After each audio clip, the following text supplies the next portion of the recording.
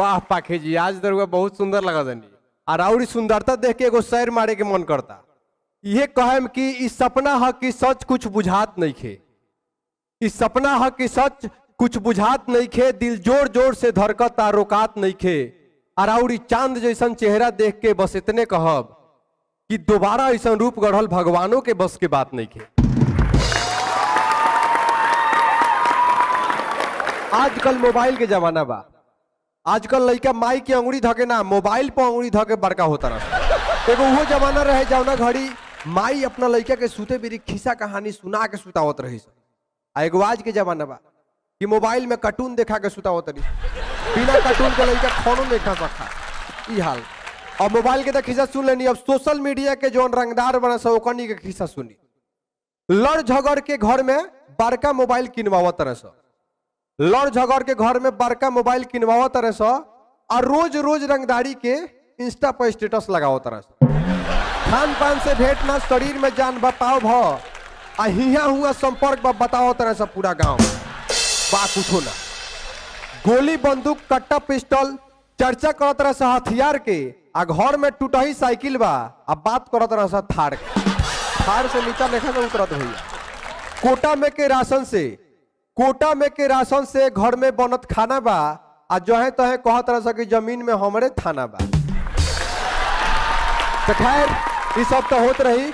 आज हमनी के बीच में बिहार के एगो ऐसा शख्सियत आ रहल बानी जेकरा बारे में हम का कही। तो वहां के बारे में बस इतने कहब, लालू के लाल नेता बेमिसाल, युवा दिल के जान, बिहार के शान, कन्हैया के पुजवैया, बांसुरी के बजवैया। तो हमनी के बीच में आ रहल बानी तेज प्रताप भैया। तो जोरदार ताली के साथ स्वागत करी अपना तेज प्रताप भैया के।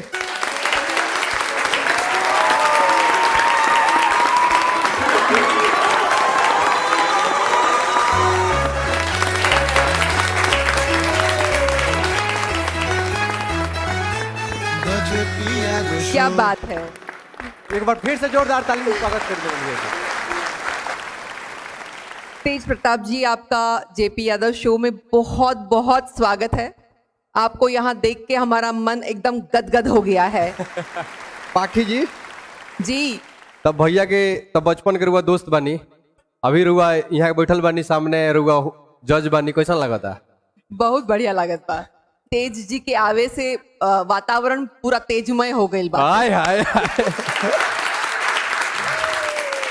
पाखी जी का भी पटना की धरती पे स्वागत करते हैं हम लोग सब लोग। धन्यवाद। और बहुत अच्छी कलाकार हैं ये। रुआ से एगो छोटा सवाल बाकी, रउरा कब एहसास भइल कि रउआ माताजी भी सीए, पिताजी भी सीए? रउआ बचपन में कब एहसास? ये तो बचपने से एहसास हो गई रहे। स्कूल में पढ़त रही तबे से पता चलल। हमारे टीचर बतौले कि मुख्यमंत्री का होला, चीफ मिनिस्टर का होला, तो सब पता हो रहा है बचपने से सब। तो ऊपर फीलिंग एगो सोची, चीफ मिनिस्टर के बेटा होके कैसन फीलिंग रहे? देखो फीलिंग का, जब जैसे नाम बच्चा के जैसे फीलिंग रहे वही फीलिंग रहे हमार। तो ऊपर हट के थोड़े ना फीलिंग रहे। फीलिंग का मतलब थोड़े ना था कि चढ़ के गोल घर के ऊपर बढ़ जाए। फीलिंग का मतलब क्या है? फीलिंग रहे, जो फीलिंग रहे वो रहे फीलिंग हमार।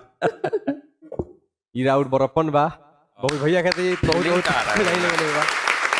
ए जी सुनो तनी, हम सोच ले बानी कि हमरा अपना जीवन में कुछ अलगा करे के बा। का? हाँ। फिर अलगा करे के बारे में सोच ले लू? अब कितना अलगा करबू? 3 भाई के परिवार वाला 3 जगह अलगा कर देलू, मकान से बथान ले सब अलग हो गए। अब कौन सी अलगा करबू तू? बात रे, वो खाली उल्टा पुल्टा सोचत रहेनी। हमरा कहे के मतलब कि हमारा एमएलए बने के बा। का?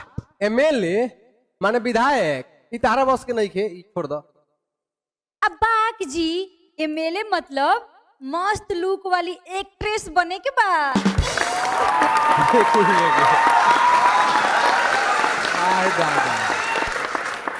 तो तू ये सब का फेर में काहे का जी पड़ल बारू?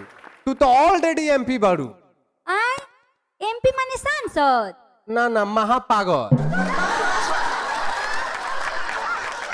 तारा ई सब के फेरा में मत पड़ो।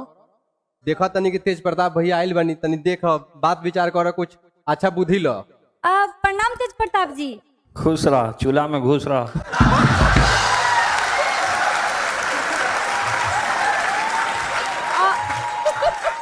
देखी ना तेज प्रताप जी, यहाँ के हमारी को बात ना सुने नी। हाँ तो सुनिए हन, ई पिटाइयन तो सुनियन, काहे न सुनियन। बोली तो थूर दियल जाओ, का या